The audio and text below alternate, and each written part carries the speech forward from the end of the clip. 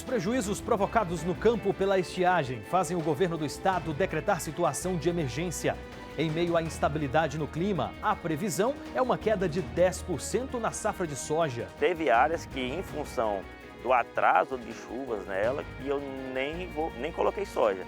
Já estou aguardando aí para fazer o plantio de milho. Está preso o homem suspeito de atirar em um jovem de 22 anos e roubar o carro que estava com a vítima. Um rebanho é atropelado por uma locomotiva nos trilhos da Ferrovia Norte-Sul. A queda de um raio deixa milhares de consumidores sem energia na região central do estado. E a posse dos novos conselheiros tutelares de Palmas. Aqui na capital são 20 pessoas que devem atuar em 4 núcleos distribuídos pela cidade. Quarta-feira, 10 de janeiro, o Jornal Anhanguera já está no ar.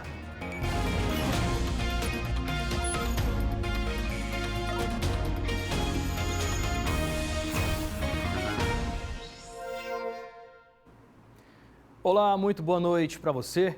Os prejuízos provocados no campo pela estiagem fizeram o governo do estado decretar situação de emergência. Em meio à instabilidade no clima, a previsão é uma queda de 10% na safra de soja. Nesta fazenda em Paraíso, a colheita da soja será só no fim do mês que vem, porque o plantio começou atrasado em um mês. Faltou água quando os grãos foram semeados. Cultura sensível, a soja depende de equilíbrio climático para se desenvolver. E a instabilidade provocada pelo El Niño exige mais investimentos do produtor. As últimas chuvas ajudaram os galhos, que já estão com 1 metro de altura. Esta área plantada cresceu tanto que surpreendeu até o produtor, mas a observação é constante. E o ideal daqui para frente é que não chova tanto, para não prejudicar o desenvolvimento final das sementes e não atrapalhar a colheita que está prevista para o mês de fevereiro. Em média, o Guilherme colhe cerca de 70 sacas por hectare, mas diante do cenário não sabe dizer como será esse ano. Se faltar chuva, por exemplo, pode não encher grãos a contento, e se faltar sol também, ela não tem fotossíntese suficiente para fazer esse enchimento de grão, esse processo. E também tem um outro risco também de muita chuva na colheita. Então a gente está aí sempre apreensivo, porque se chover demais na colheita, acaba que pode perder também parte da produtividade. Nesta quarta-feira, a Conab divulgou a nova estimativa para a safra de grãos. Os dados indicam um volume de produção de 306 milhões de toneladas. 13 milhões a menos do que foi colhido no período anterior no país. O Tocantins está nessa tendência de queda. Acontece que para essa safra, as altas temperaturas ali, chuvas irregulares, enfim, isso acabou desfavorecendo a cultura no estado, causando abortamento floral. Isso traz um impacto no potencial produtivo das lavouras. Então, isso acabou prejudicando a produtividade da soja em Tocantins. A produtividade para essa safra é de 3.232 quilos por hectare, é a estimativa da Conab para a produtividade de Tocantins. Isso indica uma redução aí de 10,8% em relação à safra passada. O governo do estado publicou decreto de emergência por causa da longa estiagem no fim de dezembro, que afetou a produção. 7 municípios já tinham declarado emergência. Em Araguaçu, apesar das pancadas de chuva, o pasto ainda não cresceu. A pastagem, ela morre, mesmo que tenha o nutriente no solo, mas por falta de chuva, os capim morrem. Em dezembro, quando nossa equipe visitou a região, o rio Canabrava, na divisa com Goiás, estava 5 metros abaixo do normal. O Ministério da Agricultura prorrogou a janela que acabaria essa semana para o dia 20 de janeiro. Em algumas plantações, as sementes serão replantadas pela terceira vez. Teve áreas que, em função do atraso de chuvas nela, que eu nem coloquei soja. Já estou aguardando aí para fazer o plantio de milho agora nesse mês de janeiro.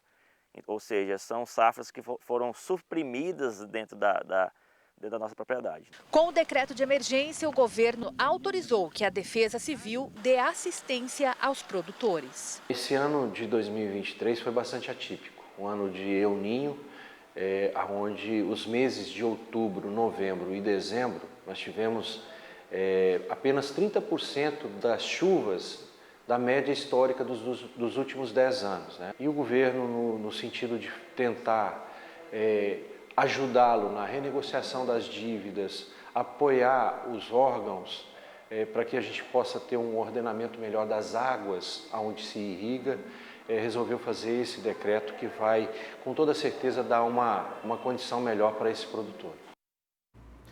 Parte de um rebanho foi atropelada por uma locomotiva no sul do estado. Imagens mostram pedaços dos animais espalhados pelos trilhos da ferrovia e pela vegetação. O acidente foi registrado na segunda-feira, próximo ao povoado Trevo da Praia, em Gurupi. A empresa responsável pela locomotiva informou que o maquinista foi surpreendido pelos animais na linha do trem.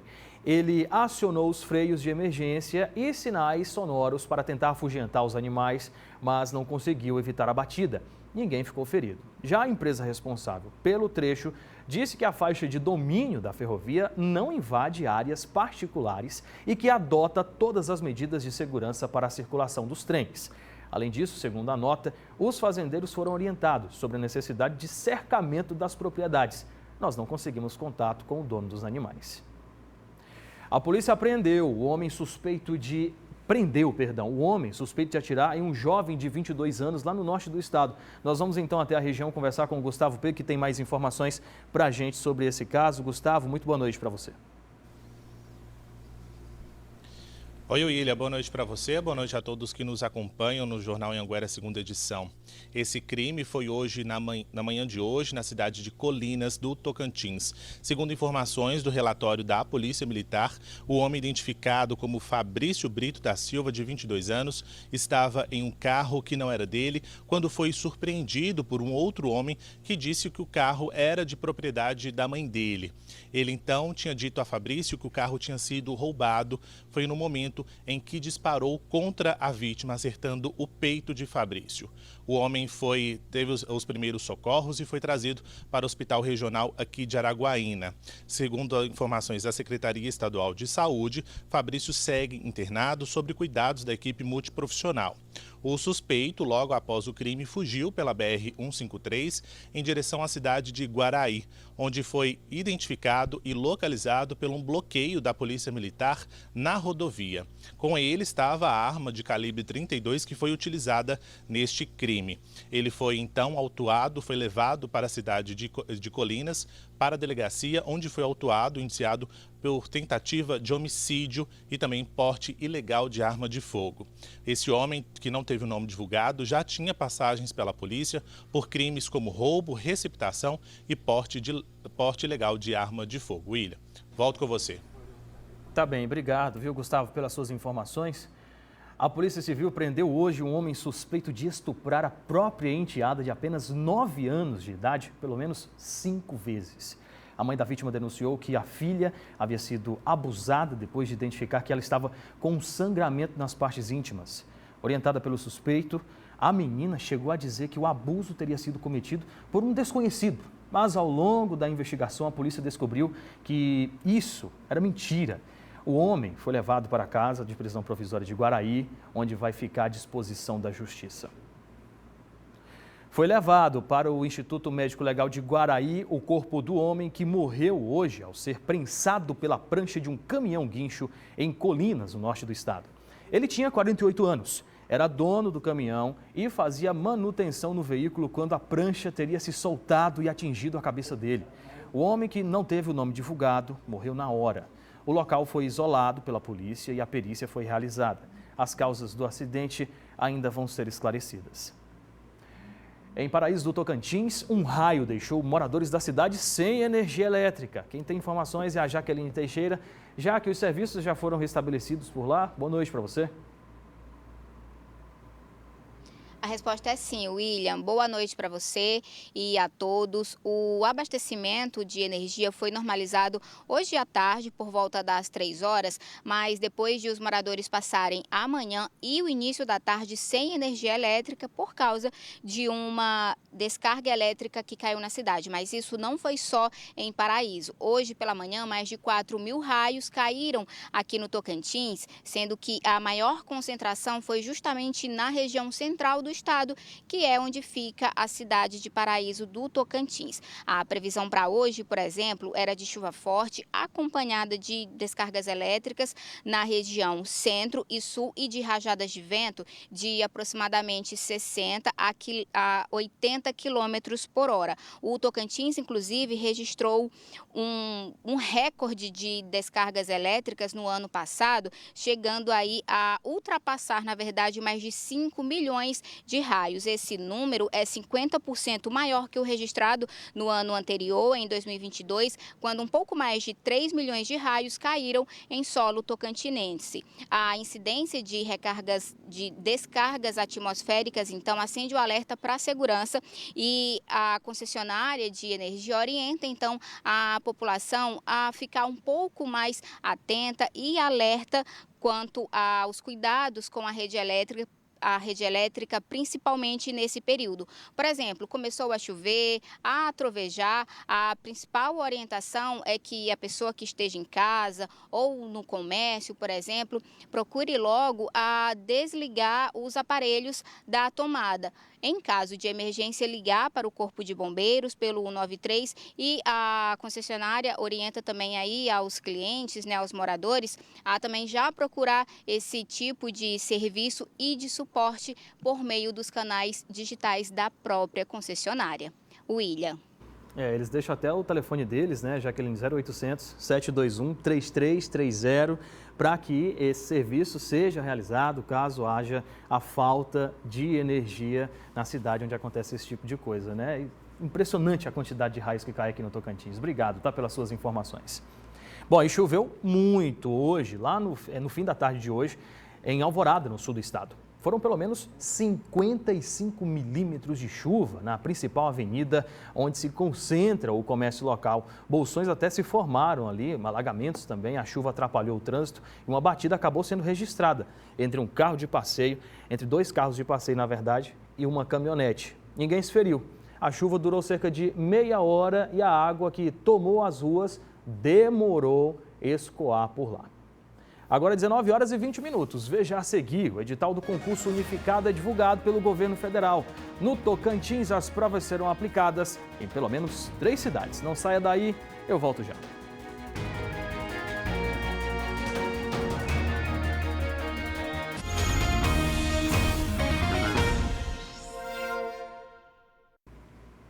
O edital do concurso público nacional unificado, promovido pelo governo federal, foi divulgado no Diário Oficial da União de hoje. E, segundo o documento, no Tocantins as provas serão aplicadas em 3 cidades.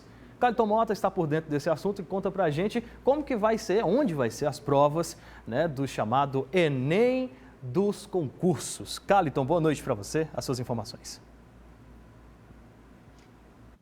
Oi, William, boa noite para você, para todo mundo que está com a gente aqui no J2. William, aqui na capital devem ser aplicadas essas provas, também na região sul, em Gurupi, e na região norte, em Araguaína. Por que esse concurso está sendo chamado aí de Enem? É que uma única seleção vai, portanto, aí, né, possibilitar a entrada de novos servidores em mais de 20 instituições públicas federais. A gente está falando de quase 7 mil vagas. Essas instituições têm aí, né, sedes espalhadas, sedes regionais em todos os estados brasileiros e também no Distrito Federal. Essas inscrições ainda não estão abertas, elas serão abertas a partir do dia 19 e aí vão seguir até o dia 9 de fevereiro. A prova deve acontecer só no dia 5 de maio, em 220 cidades aqui do Brasil. A expectativa, né, de toda a organização é que mais de 3 milhões de brasileiros concorram a essas vagas nessas instituições. Para fazer essas inscrições, né, tanto para o nível médio como também para o nível superior, é preciso pagar uma taxa. Para o nível médio, a taxa está ali fixada em R$ 60. Já para o nível superior, a taxa é de R$ 90. Aí existe também a opção de solicitar isenção. Pode ser solicitada por quem está inscrito no Cadastro Único do Governo Federal ou por estudantes, né, de instituições de ensino superior, tanto pelo FIES, né, que estão ali com o Programa de Financiamento Estudantil, ou estudantes que estudam em instituições particulares pelo ProUni. Para se inscrever é fácil, basta acessar o portal do governo federal gov.com, né, ali com o login que nós já possuímos, e aí a partir de dia 19 vai estar disponibilizado a lista com os cargos específicos, esses órgãos que estão sendo, né, que estão com essas vagas em aberto, e aí a pessoa pode escolher até 2 cursos, aliás, 2 cargos em instituições diferentes para participar aí dessa seleção com uma só prova. William. Bom, e por falar em concurso, eu vou pedir para o Carlton Mota continuar aqui com a gente, porque teve mudança no edital da seleção para o quadro geral aqui da nossa capital. Que mudanças são essas, hein, Carlton? William, são muitas mudanças. A principal delas é quanto ao conteúdo que esse candidato precisa estudar. No edital, a previsão era que ele estudasse sobre a cidade de Porto Nacional, sobre a história de Porto Nacional. Isso porque a Copes, que é quem está organizando o concurso, também organizou o concurso de Porto. Agora esse edital foi retificado e aí mudou a cidade, né, que o pessoal precisa estudar. Agora é preciso se atentar às informações de Palmas, a história de Palmas, a cultura, toda essa questão urbanística também, mas houve também algumas alterações na descrição de atividades, como por exemplo, portadores de deficiência física. Agora o edital prevê ali pessoa com deficiência física. E aí, claro, né, tem essas mudanças. A gente está falando aí de mais de 170 vagas para início imediato aqui na Prefeitura de Palmas e quase 500 para o cadastro reserva. Vagas tanto para nível médio como também para o nível superior. As inscrições também não começaram ainda, só poderão ser feitas a partir do dia 29 de janeiro. As provas vão acontecer no dia 7 de abril e o resultado final está previsto para o dia 30 de maio. A galera tem que correr, se antenar aí para esses 2 concursos, hein, William? Com certeza. Obrigado, viu, Carlton, pelas suas informações. A Lei Orçamentária Anual foi publicada no último Diário Oficial do Governo do Tocantins. O orçamento estadual desse ano ficou em 14 bilhões e meio de reais. A Ana Paula Reban já está aqui com a gente e vai falar como esse dinheiro todo vai ser distribuído. Oi, Ana. Boa noite para você. Oi, William. Boa noite para você, boa noite a todos. William, com a publicação da Lei Orçamentária no Diário Oficial, agora, os ordenadores de despesa poderão, então, dar início à gestão de recursos públicos aqui no estado do Tocantins nesse ano de 2024. E esse montante aí de 14 bilhões e meio de reais, ele é 12% maior do que o orçamento de 2023. E do total do Tesouro do Estado, dos recursos do Estado aí nesse montante todo, 76% vão ser destinados para as autarquias, as secretarias e para o próprio Palácio Araguaia. E 23% serão distribuídos entre os poderes, sendo o principal deles o Tribunal de Justiça, que vai receber aí uma média de 900 milhões de reais. Agora, em relação às pastas do governo do estado, a que mais vai receber recursos este ano é a Secretaria Estadual da Saúde, assim como nos anos anteriores também, porque é a que gera também mais gastos e a que requer mais investimentos. A saúde, então, deve receber um valor estimado de 2 bilhões e 262 milhões de reais. Em seguida, vem a Secretaria da Educação com 2 bilhões e 132 milhões de reais. A Secretaria da Segurança Pública, incluindo também a Polícia Militar, o Corpo de Bombeiros e o Fundo de Proteção Social dos Militares, esses órgãos todos juntos aí devem receber uma soma total de 2 bilhões e 55 milhões de reais. E aí o governo informa também que nesse ano de 2024 pretende utilizar o montante de 1 bilhão 636 milhões de reais em despesas de investimentos. Isso representa 11,27% do orçamento. Se a gente comparar esses números aos anos recentes, é um avanço significativo, mas quando a gente olha na série histórica do Tocantins, esse percentual destinado a investimento ainda é considerado por especialistas um número muito baixo. E esse dado ele é importante porque é ele que indica, então, o índice de desenvolvimento econômico de um estado. A lei orçamentária, sancionada agora pelo governador Wanderley Barbosa, ela foi aprovada aqui pelos deputados estaduais na Assembleia Legislativa na última sessão do ano, ainda em dezembro. William. Tá certo, obrigado, viu, Ana, pelas suas informações. Em instantes, a posse dos conselheiros tutelares de Palmas, que vão atuar nos 4 núcleos da capital. Não saia daí, que eu volto já.